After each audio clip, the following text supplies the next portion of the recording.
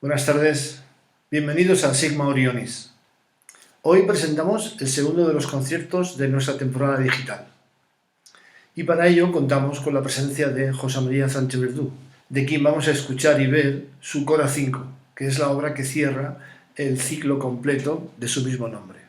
Es una obra para cuarteto de saxofones y acordeón microtonal. Buenas tardes, José María. Buenas tardes, Andrés, ¿cómo estás? ¿Qué nos puedes contar sobre tu experiencia compositiva en este Cora 5? Bueno, es una experiencia muy larga porque he estado como 8 años, me parece que era, trabajando en este ciclo. Cora 5 era la culminación de todo ese proceso de viajes en el espacio, en el sonido, con movimientos tan diferentes como son los que tú has conocido muy bien.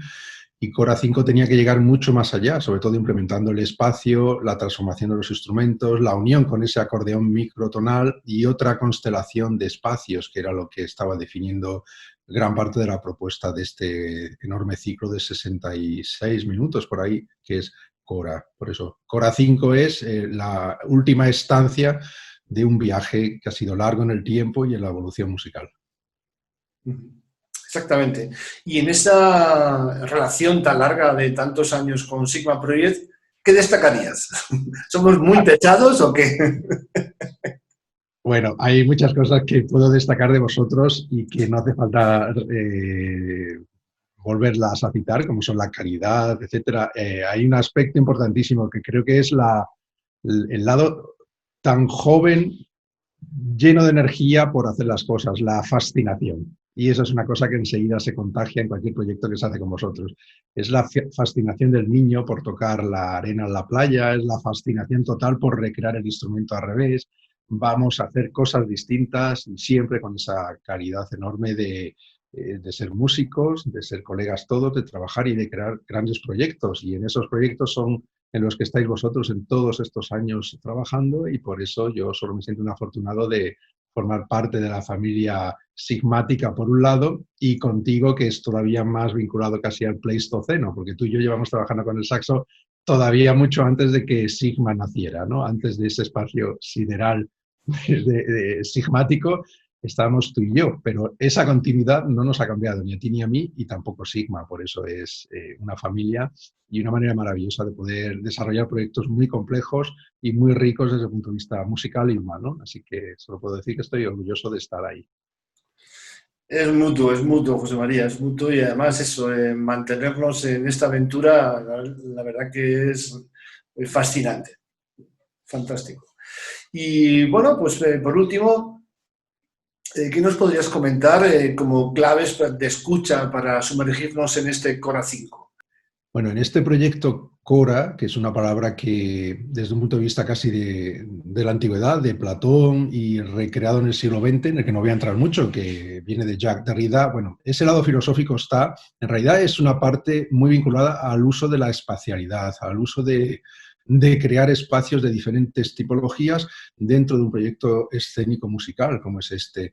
Por eso, desarrollar el espacio se constituye en algo que era tan importante como lo que iba a ser el material musical o la proyección del sonido. Es decir, muchos aspectos se han replanteado de manera conjunta. Las claves para la escucha de la obra, obviamente, es una obra que juega mucho como un ciclo de muchas piezas distintas que van cambiando sus constelaciones, son como estancias en el tiempo, pero también en el espacio exigen una percepción, digamos, erótica del espacio, es decir, casi sentir el suelo, poder percibir la acústica de forma física, no solo a través del oído, sino también a través de los ojos, de la piel, de las vibraciones. Todo eso tú lo conoces muy bien porque has grabado y has tocado todas las piezas del ciclo.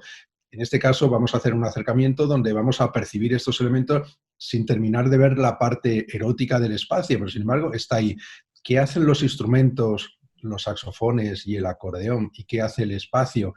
Lo que crean es una constelación distinta donde se transforma en cierta manera también lo que es el aura de cada instrumento, donde se pone en cuestionamiento aspectos que damos por sentados y que van poniendo, digamos, en duda y abriendo nuevos espacios de interrogación en cada una de las escenas. La que vais a presentar, que es Cora 5, exige la transformación de dos de los saxofones y se transforma por ese mundo que yo he llamado egipcio. Lo que está haciendo es enmascararse y transformarse en otra serie de elementos, es decir, está en una especie de éxtasis, en otro lado, en otro lugar distinto. El acordeón microtonal también abre otra perspectiva, porque es un acordeón que es el tradicional moderno que conocemos, pero además rompe ese esquema porque multiplica enormemente las posibilidades de notas entre notas, es decir, microintervalos de cuarto de tono. Todo esto lo que abre es una manera distinta de experimentar el sonido, el espacio y el tiempo, y estar abiertos a nuevas formas de percibir como seres sintientes en un marco que es estético, cultural y que nos confronta con elementos que para mí son tan primigenios como es ese lado animal de la percepción en el espacio, a través de cómo nuestros sentidos se enfrentan al espacio, al sonido, y por el otro lado, por lo que es un lado más refinado, el lado cultural, el lado de cómo te enfrentas a la cultura a través de tus propias vivencias, de tu propia formación, de tu propia experiencia como persona dentro de una sociedad. Todo esto se pone en cuestionamiento, todo esto se plantea y como grandes interrogantes es un cuarteto de saxofones con estas transformaciones de un saxofón y un acordeón, perdón, son los que crean esta categorización en esta última estancia de Cora. La verdad que por nuestra parte lo hemos disfrutado muchísimo y ha sido realmente una aventura preciosa el que hayas, bueno, primero confiado en nosotros para desarrollar este proyecto tan emocionante y tan particular y lleno de tantas peculiaridades, ¿no? Entonces, directamente, pues nada, darte las gracias y pasamos directamente a disfrutar de su escucha. Muchas gracias, Andrés.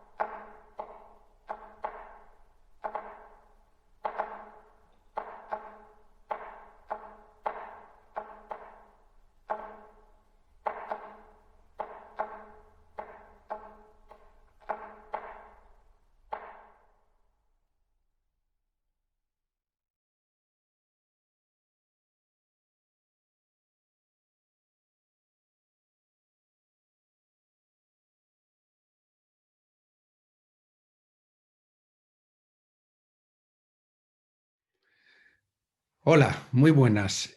Os quiero presentar a Mirela Weingarten. Nos encontramos después de muchos años de trabajo en muchos proyectos comunes.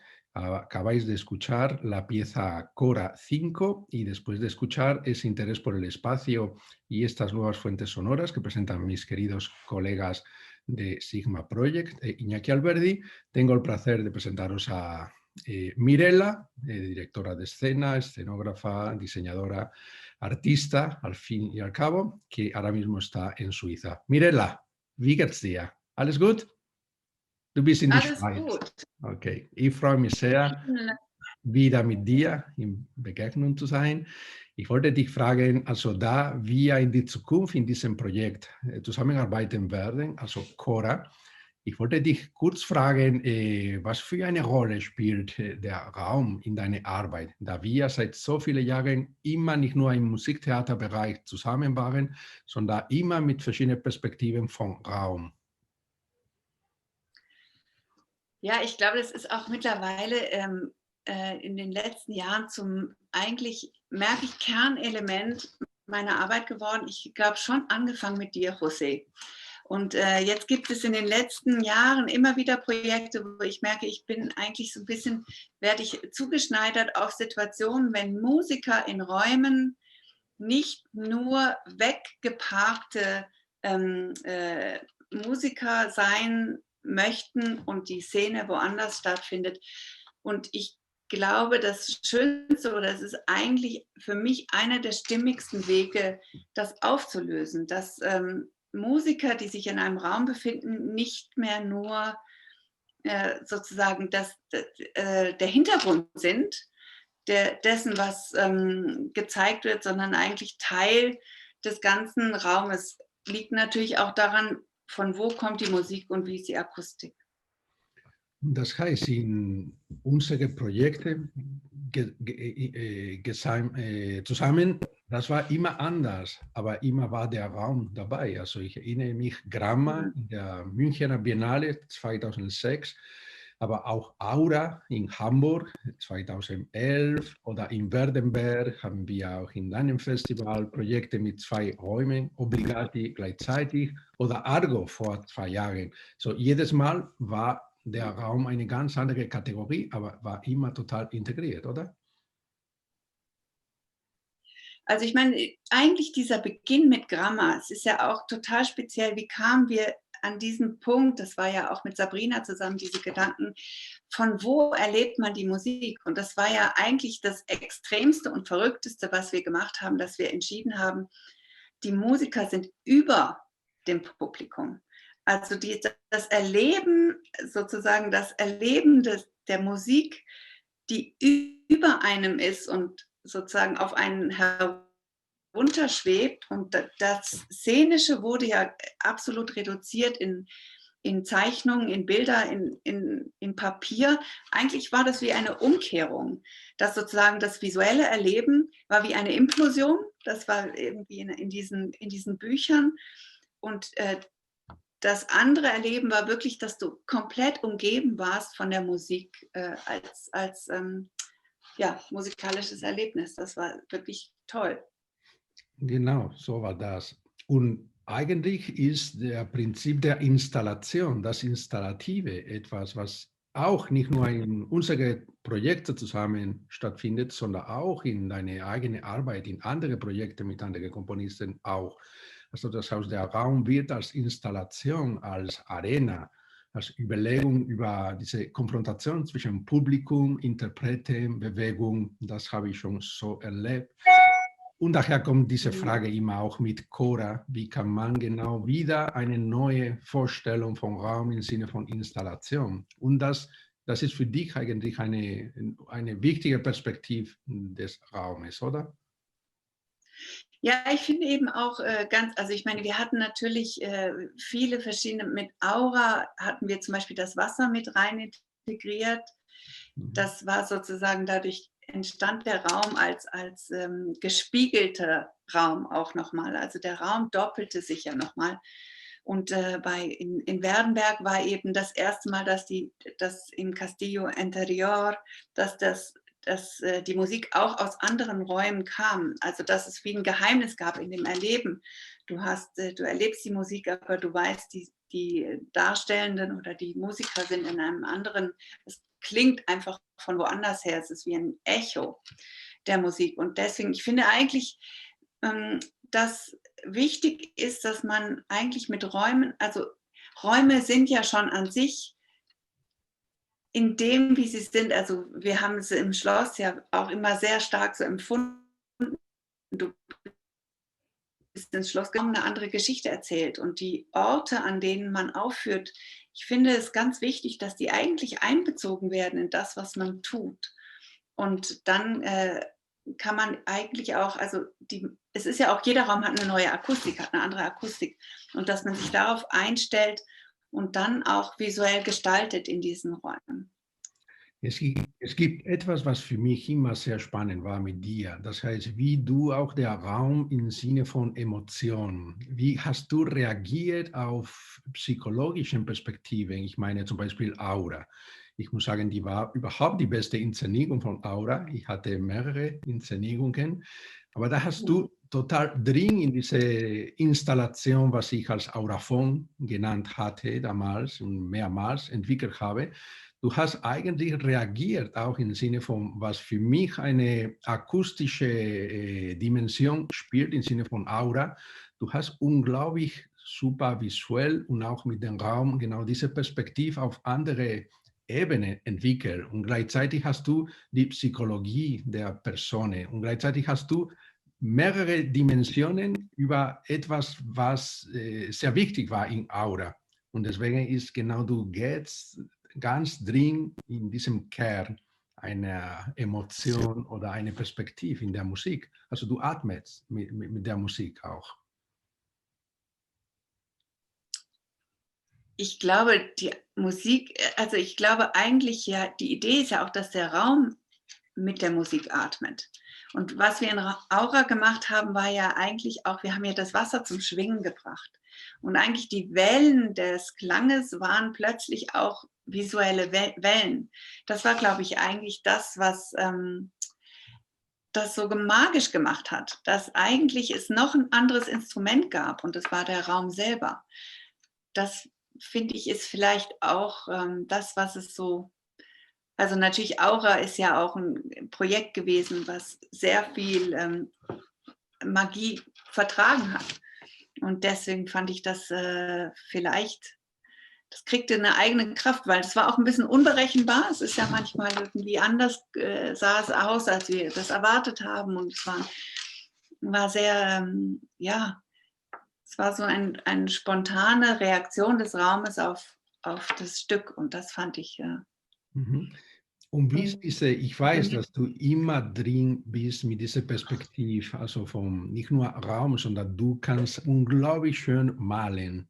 Das heißt, du hast diese Designarbeit, also eine Art Kalligraphie, die auch du wieder weiterentwickelst im Sinne von Raum. Also ich sehe fast die gleiche Perspektive, was du als Zeichnung machst und dann wie du den Raum als Kalligraphie entwickelst. In diesem Sinn fühlst du dich genau auch in diese Perspektive von mehreren Ebenen, wo alles zusammenkommt. Ich sage das, eigentlich da ich so extrem die Kalligraphie oder die arabische Kalligraphie liebe, in dieser Perspektive diese Geometrie oder diese Rhythmen oder wie genau diese Rhythmen arbeiten, sehr nah an deiner Arbeit ist.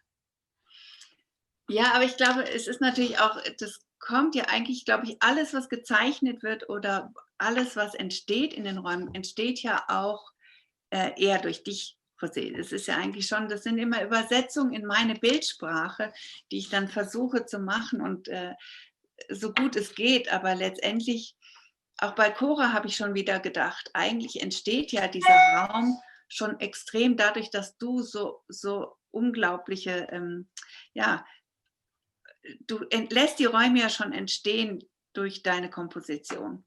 Und ich glaube, die brauchen wahnsinnig viel Platz zum Atmen. Mhm. Und ich glaube, das ist, vielleicht versuche ich diesen Atem visuell zu übersetzen. Genau. Das ist, was du machst. Du atmest mit der Musik, was sehr wichtig ist, und du atmest auch mit dem Raum. Und am Ende atmen wir alle zusammen. Und diese Wahrnehmung wird sehr oft auch vom Publikum wahrgenommen. Und das ist etwas, was sehr in viele Perspektiven, also sehr spannend ist in unserer Zusammenarbeit. Also, ich würde mich sehr freuen, wenn das Projekt mit Cora weitergeht, wenn du dich als in der Malerei oder als Konzeption von einer Bühne, einer Installation, das Projekt weiterentwickelst. Sigma Projekt und ich und Iñaki Alberdi, wir werden uns extrem freuen daran und ich bin sicher, dass da eine neue Abenteuer geöffnet wird in unserer Zusammenarbeit bald, hoffe ich. Okay, Mirella, vielen Dank für diese kleine Begegnung. Viele Grüße nach der Schweiz. Und jetzt dejamos a los oyentes de Sigma Project que escuchen lo que se desarrolló en el proyecto Cora en el final, que es el desarrollo de lo que llamé saxofón egipcio. El tip de este encuentro va a ser explicar por dos de los miembros de Alberto y Andrés, van a explicar en qué consiste esta nueva dimensión del saxofón egipcio que abre otras perspectivas, no solo en el sonido, sino también en la propia espacialidad del instrumento. Muchísimas gracias, Mirella. Vielen Dank, Mirella.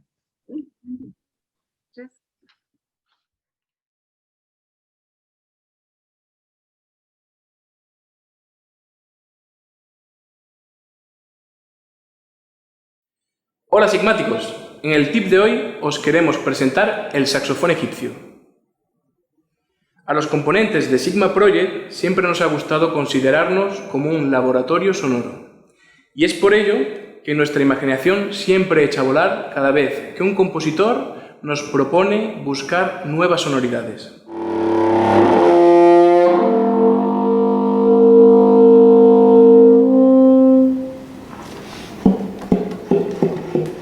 En este caso, Sánchez Verdú necesitaba algo realmente diferente, una transformación completa del instrumento, para conseguir una textura compleja y en cierta manera visceral, que escapase del sonido convencional del saxofón.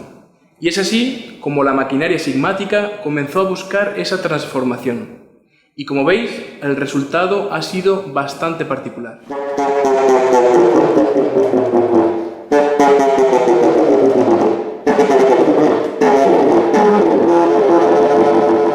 Como podéis observar, se trata de un híbrido entre saxofón y fagot. Concretamente, la unión a través de ambos tudeles y una lengüeta doble de fagot barroco, que nos permite la vibración necesaria para la producción y el control del nuevo sonido.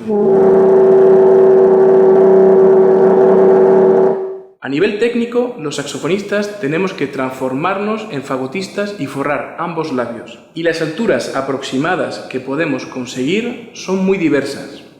Esto depende de la presión en la columna de aire y en la embocadura. Por ejemplo, si la posición del doigté es un do grave en el saxofón tenor, podemos obtener 3 notas diferentes: un la grave, un sol medio o un multifónico con las 2 notas anteriores más un si en el agudo.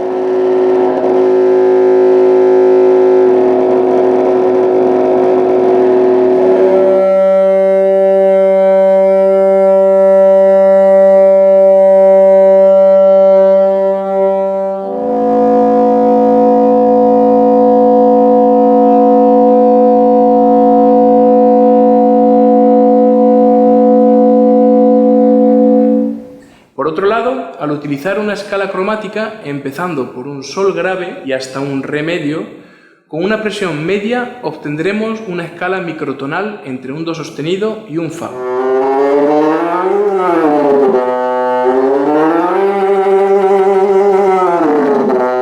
Con una presión más fuerte desde un fa hasta un la bemol. Por supuesto, todos estos sonidos pueden ser trinados con diversas llaves que nos permitirán conseguir mayor densidad.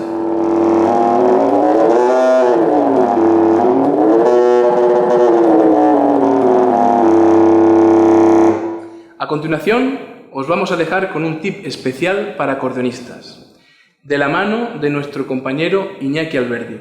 Y ya sabéis, si queréis descubrir todos los proyectos que estamos preparando en Sigma Project, suscribiros a nuestro canal y no olvidéis activar las notificaciones. Nosotros te esperamos con más contenidos y más vídeos. ¡Hasta pronto! Y continuamos con este maravilloso trabajo que está haciendo Sigma Project. Y vamos a hablar del vibrato di gamba. Es el vibrato de pierna que habitualmente se hace con otra posición diferente a la que conocemos del acordeón. José María Sánchez Verdú es un auténtico mago trabajando y transformando las naturalezas del sonido. Y en este caso, lo que él propone es tocar con el acordeón tumbado y no tal y como se ve aquí. Normalmente los vibratos que se efectúan tienen una acción muy directa sobre los manuales. En mano derecha,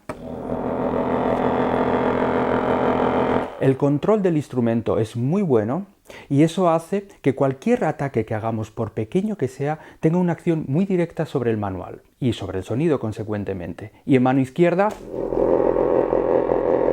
lo mismo. Por mucho que intentemos relajar esa acción,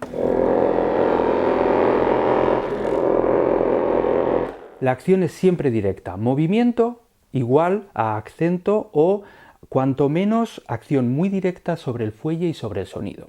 Así que José María nos propone una posición muy diferente para el acordeón.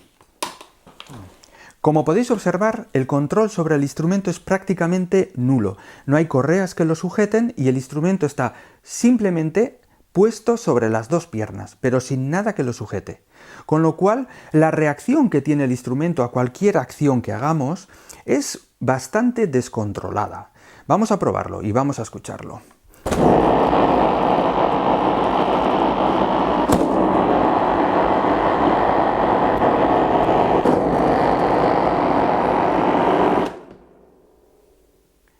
José María Sánchez Verdú descubre aquí un sonido muy rugoso, una polifonía de acentos.